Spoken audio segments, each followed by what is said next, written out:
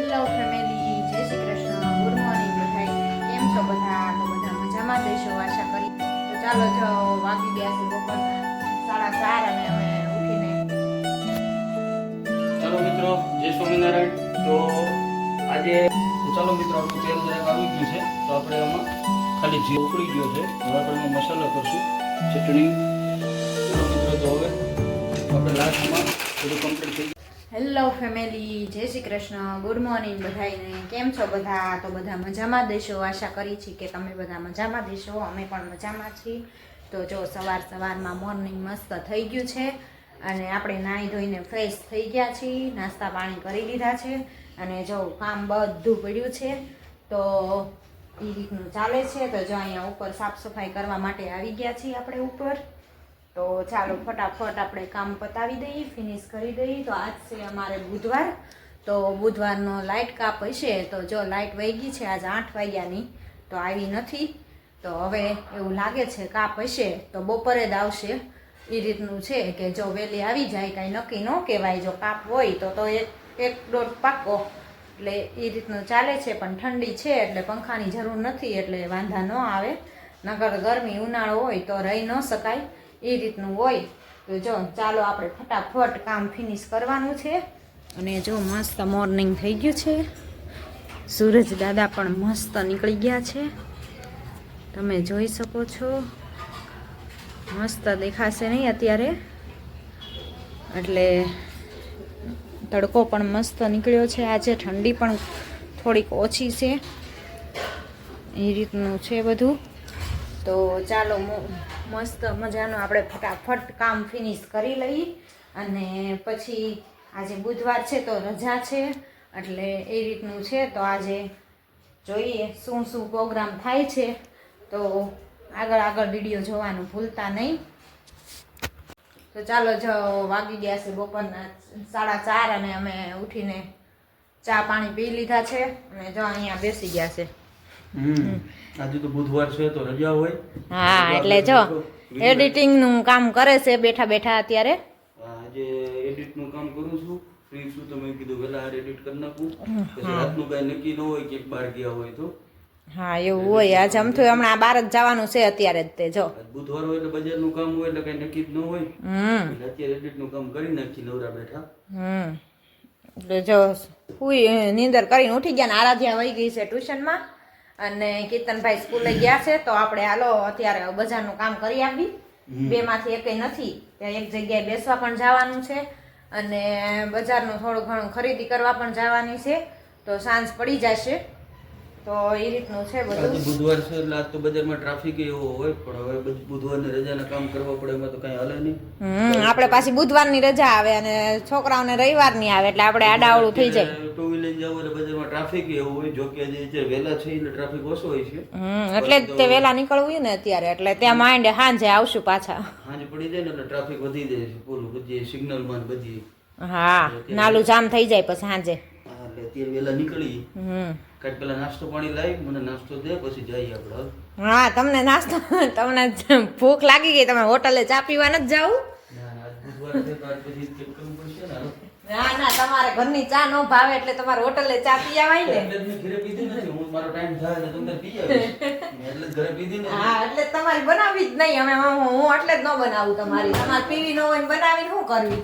મારો ટાઈમ થાય ને એટલે હું પી આવીશ. હા, તો નાસ્તો પણ જો બધો લાવવાનો છે આજે. તો એ રીતનું બધું છે. તો ચાલો બજારમાં જઈ આવી, પછી મળીએ. તો ચાલો જો આપણે આવી ગયા છીએ બજારમાં, માર્કેટમાંથી ઘરે, અને નીચે કસ્ટમર આવી ગયા છે દુકાનમાં. તો ચાલો નીચે જવું જોશે. તો એ રીતનું છે. તો માર્કેટમાંથી ઘરે આવી ગયા. હા, અને અમારા આરાધ્યાબેનને જો ભૂખ લાગી કરે છે. તો હવે એને નાસ્તો આપી દઈએ આપણે, અને પછી નીચે આવ્યા છે દુકાનમાં કસ્ટમર. તો ચાલો આપણે દુકાનમાં જઈએ. તો ચાલો મિત્રો, જય સ્વામિનારાયણ. તો આજે ધાબા પંજાબી સ્ટાઇલ રતલામી સેવનું શાક બનાવવાનું છે આપણે. આજે ઘરે કોઈ છે નહીં એટલે આપણે એકલા હાથે જ બધું બનાવવાનું છે. તો તમને જરાક બતાવી દઉં રેસીપી. જો આ બાજુ બતાવી દો.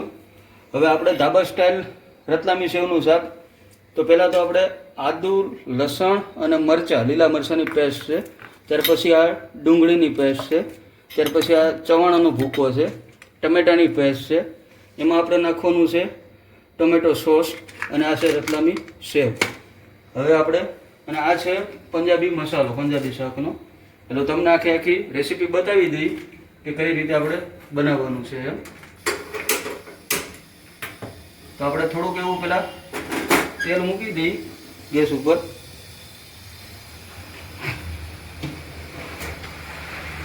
ત્યાર પછી આગળ તમને બતાવું. તો ચાલો મિત્રો, આપણું તેલ જરાક આવી ગયું છે, તો આપણે એમાં ખાલી જીરું નાખશું. જીરું સતળાઈ જાય એટલે આદુ લસણ અને મરચાંની પેસ્ટ નાખશું આપણે.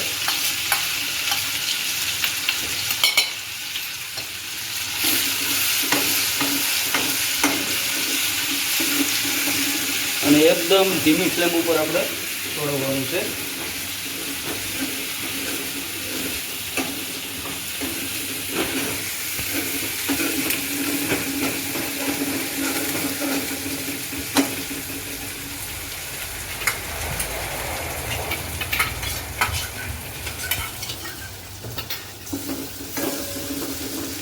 ત્યાર પછી એમાં આપણે ડુંગળીની ગ્રેવી નાખશું.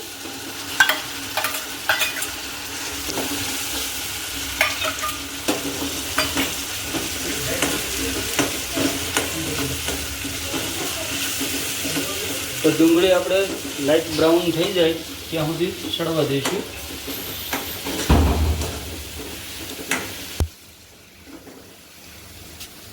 ચાલો મિત્રો, તો જો આપણે ડુંગળી લાઇટ બ્રાઉન થઈ ગઈ છે. હવે આપણે એમાં ટમેટાની ગ્રેવી એડ કરીશું.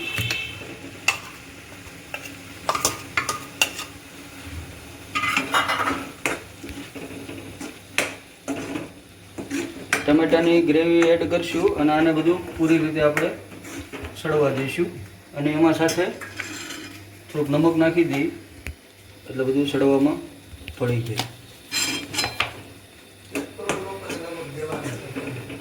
ત્યાર પછી આપણે આગળની હમણાં તમને પ્રોસેસ બતાવીએ.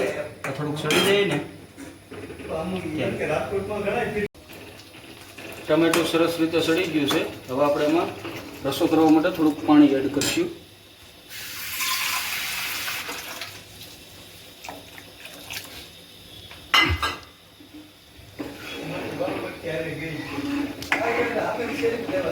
રસો કરવા માટે થોડુંક પાણી એડ કરીશું. હવે પૂરી રીતે સડી જાય ત્યાર પછી આગળની પ્રોસેસ હમણાં તમને બતાવું. ચાલો મિત્રો, તો જો આપણે સરસ મજાનું રસો ઉકળી ગયો છે. હવે આપણે એમાં મસાલા કરશું. ચટણી, હળદર, ધાણા જીરું, બધો બેઝિક મસાલો હવે આપણે કરશું એમાં. અને થોડુંક આપણે સડવામાં નમક નાખ્યું હતું એટલે આમાં થોડું ઓછું નમક નાખીશું આપણે. ત્યાર પછી પંજાબી શાકનો મસાલો પણ આપણે 1 ચમચી અંદર નાખીશું આપણે.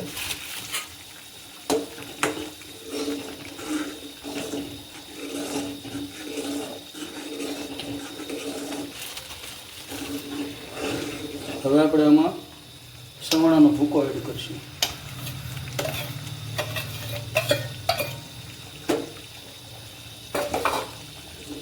ગ્રેવીને ઘાટી બનાવવા માટે સવાણાનો ભૂકાનો ઉપયોગ કરવામાં આવે છે.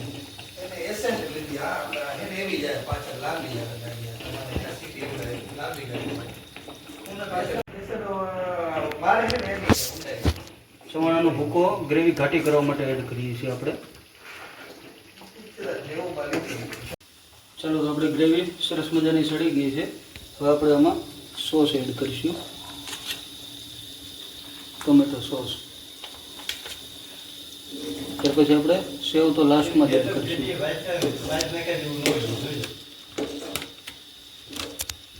ચાલો મિત્રો, તો હવે આપણે લાસ્ટમાં બધું કમ્પ્લીટ થઈ ગયા ત્યાર પછી સેવ એડ કરીશું, રતલામી સેવ.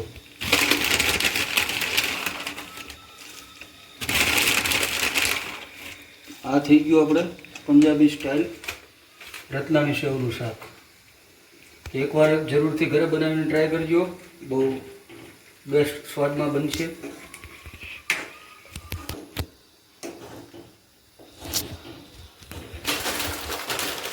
તો આજની વિડીયોનો એન્ડ અમે અહીંયા જ કરશું. લાઈક કરજો, શેર કરજો અને સબસ્ક્રાઈબ કરજો.